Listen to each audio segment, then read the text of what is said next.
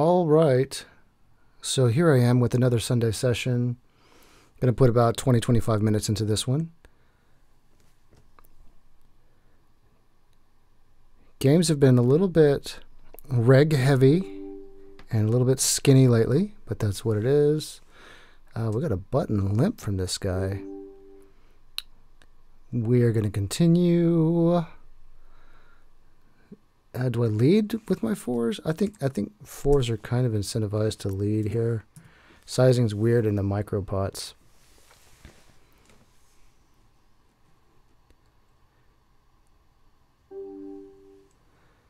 And when he peels, he's going to peel a fair amount of hands that beat me. There's not a lot of worse. I mean, there's a couple of draws out there, maybe. It's a micro pot, though, so who knows. He checks back. One of the draws gets there. I guess that means that I need to block, bet, and fold.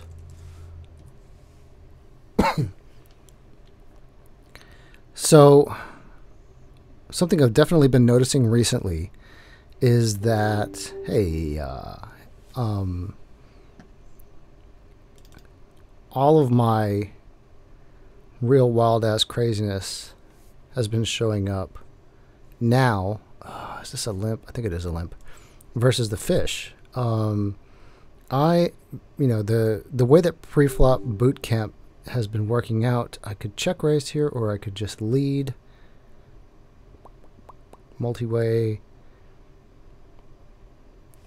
Why don't I just lead?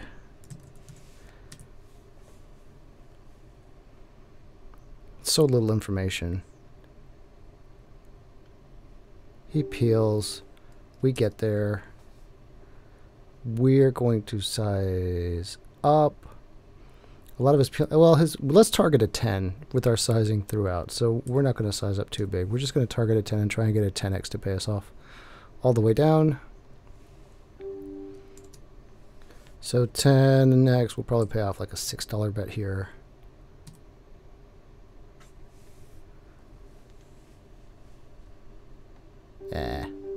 Close enough. What pre-flop boot camp has done for me is it's gotten me appropriately tight, because I was obviously way too loose before, and kind of unpredictably aggressive. The way that manifests with regards to who hits the flop, though, is that the tighter players in the regs just end up either staying out of my way or I end up staying out of their way. So there's more 3-bet folds in my range and in their ranges. So consequently, we just don't end up 3-bet pots to the flop very often against the regs. The fish, on the other hand, are in there swinging. And so this is probably a 3-street hand. Why not?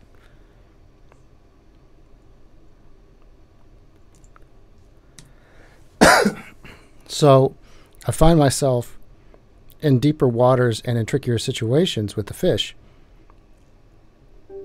Like this. So his check call range is going to have a bunch of draws, a bunch of 10x, maybe some 5x. 6-7 gets there. And that's kind of the only thing that really gets there. We're going to size up a little bit. I'm going to go to whatever 6/10 that is. Hoping to get him to pay us off with a pair.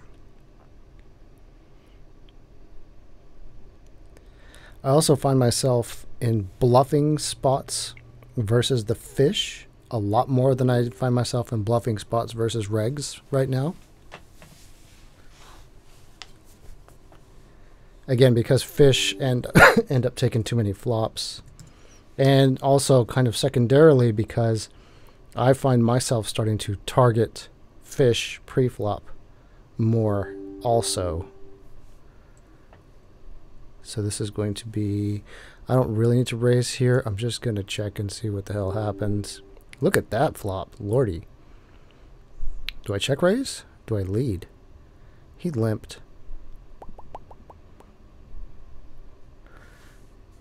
I'm going to try for a check raise. If he checks back, that's going to suck, but whatever. Queen 9 is going to defend. He did check back. Whoopsie. Wrong button. So now we're going to lead to there. All right, we defended the queen 9, and then he checks there. Our hand is incentivized to bet. He's going to need to peel a fair amount.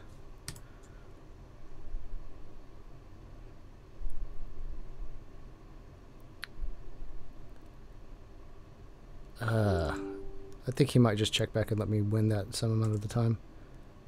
Yeah. He's never folding there. So he check calls, checks again. I size up. Not too big. Not usually finding myself in value spots. I find myself with so much air so much of the time. All right, flush gets there. I also improve. I'm basically targeting 9x at this point for value. So when I'm targeting 9x, I'm going to go half pot. Not expecting any bluff raises ever.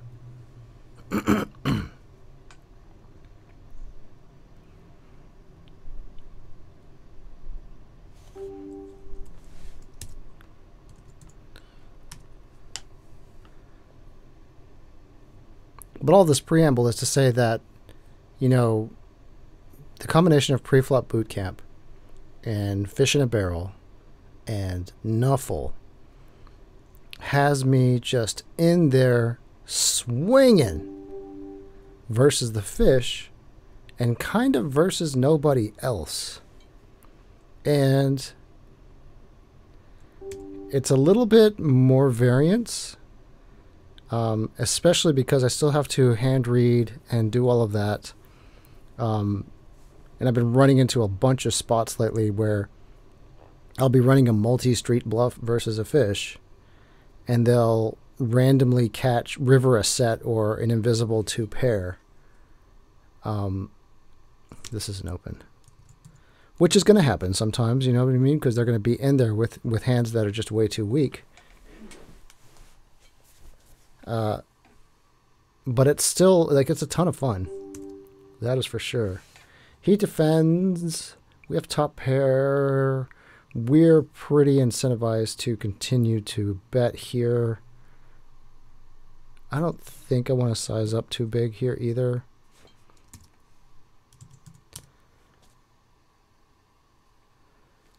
He's going to just check call way too wide. That's a really good card for me. Going to size up again. He could have some better he could have some better 8x here sometimes. But a lot of the times he's on pocket pairs or diamond draws or whatever. That's not an amazing card. Because several of the draws get there. And ace-x gets there. And he leads at me. And given how fishy this guy has been to this point, I'm going to go ahead and believe him. Yeah, all right. And then, oh, I got donked at. Nuffle o'clock. I have to treat this guy with kid gloves here. Who knows what the hell he led at me with. Yeah, folded top pair in that hand. When he changed directions on me on a 4-liner to the ace. That's the wrong hand to check. He did check call there. We got led into... No, we didn't get led into here. All right, we're going to bet small again. 30% is... What is that, 8? That's a nice turn for us. He bets pot. What else got there? I mean, there's a straight that got there.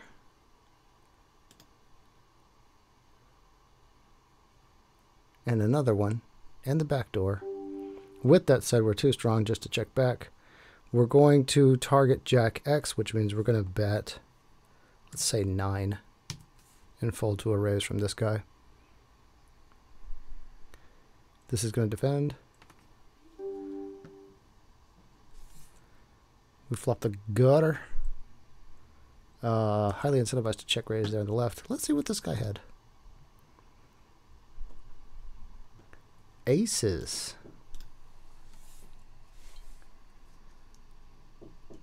Come in. Hello. Hello. Yeah, we're gonna be okay. I want to download an app where I can color. In a little bit, okay? Okay.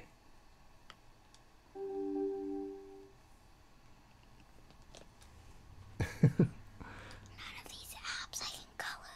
Go park, kiddo. I'll get you an app in about 10 minutes, okay?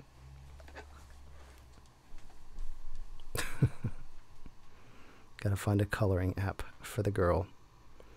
So yeah, we ended up check raising the gut shot on the left before, after the fish checks back flop, which ends up being good. Lots of hands that we're happy if they fold. Lots of hands that he has that will fold. We're going to isolate the king queen here. 10-9 is going to open if we get to it. Oh, we got a fish in the blind here too. I'm going to size up just a bit with that guy in the big blind.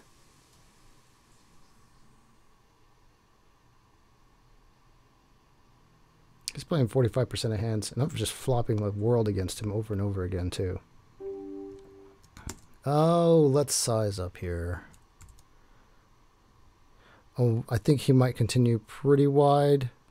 There's lots here for him to continue with. This is a fish in a barrel spot where we open fish calls and we flop value on a dynamic board. He called a really big bet there. He's unlikely to be on the case 10, so he's probably got some amount of draws. Maybe some amount of 8x. We'll see what happens here. He check calls, which tells me if I was stronger, if I was on ace 10, I would just jam here. He could be on the case 10. If he's on a draw, he's done. If he's on 8x, he's only going to call small. So we'll go small. I feel happy about how that hand went. Let's see what you had.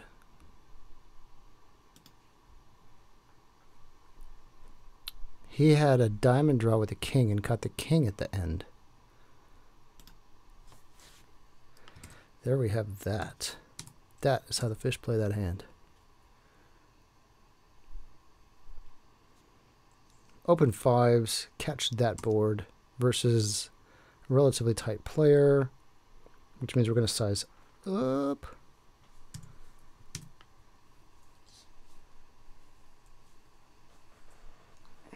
And we're going to 3-bet sixes.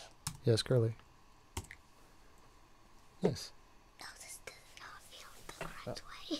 You got it backwards.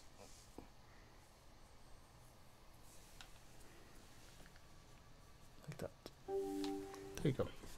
Thank you. You're welcome. Mono board.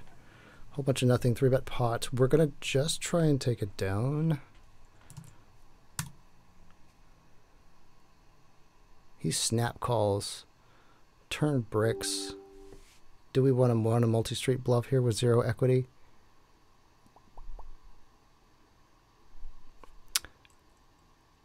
I don't think we do. And the reason is because he's got overpairs that have diamonds in them. He's got ace king that has a diamond in it, ace queen, whatever, that has a diamond in it. He sizes up there too. I mean, what I'd be picking off at this point would be ace king with a diamond. Ace, no, not even ace king with a diamond. Ace jack with a diamond. King jack with a diamond.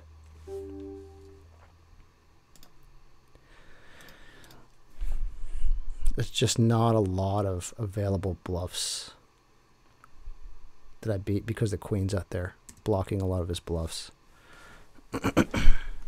Because he can't have king queen. Well, I'm not ahead of anymore. King queen, queen jack, queen 10. The queen is just really problematic for me picking off a bluff there.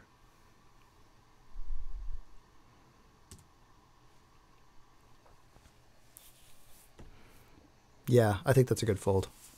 I'm going to check that fold.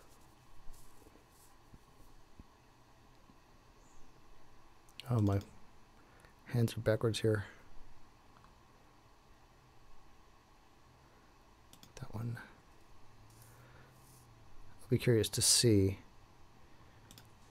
what the villagers think of that particular fold, but that felt like a fold to me. We're going to check there. We're going to defend here. We kind of have to check again on the left. Villain opened here. He's got queens in range. So do I. I don't have a lot of backdoor equity. I'm 3 to a straight, but that is it. I'm happy if he folds any of his range, but I'm just not in a position to really go nuts here. We checked through, which means I need to go ahead and start firing here. There are 7s that might fold, which make me happy. There's just not a lot of queens in range. When the fish peels, he's got a lot of one pair hands. He's probably got a bunch of draws too. And he's more likely to check back his draws than not. So I'm going to check and win sometimes and lose sometimes. King, queen suited. With this guy, oh, the ISO, right. The ISO in the flat means I need to put it to 5x. Let's go 25. It's just a very aggressive formation. Even though this guy is not particularly aggressive, if I can get through him, I'm going to get through a lot because that guy's just going to go away. Boom. Oh, he didn't go away. So he calls a big-ass raise.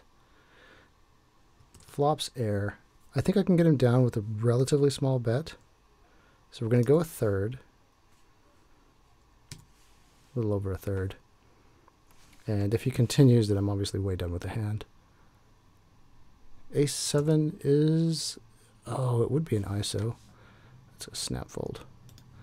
Is that an ISO versus a $5 open? What the fuck is he open $5 for? Obviously, folding's not wrong.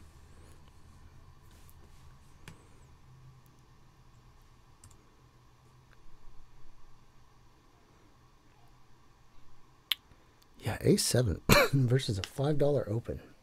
What the hell's even going on there? 4 hands into his match here. Prudence, better part of valor, I suppose. Got an open limper. I'm marking both of you fools as fish. This dude might be a maniac. Like $5 open there makes more sense.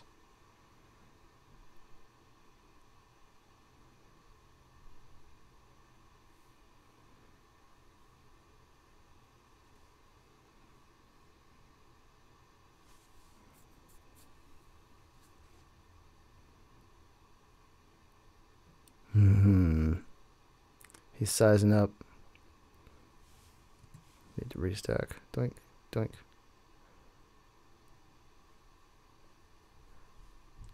Now he opens to 3.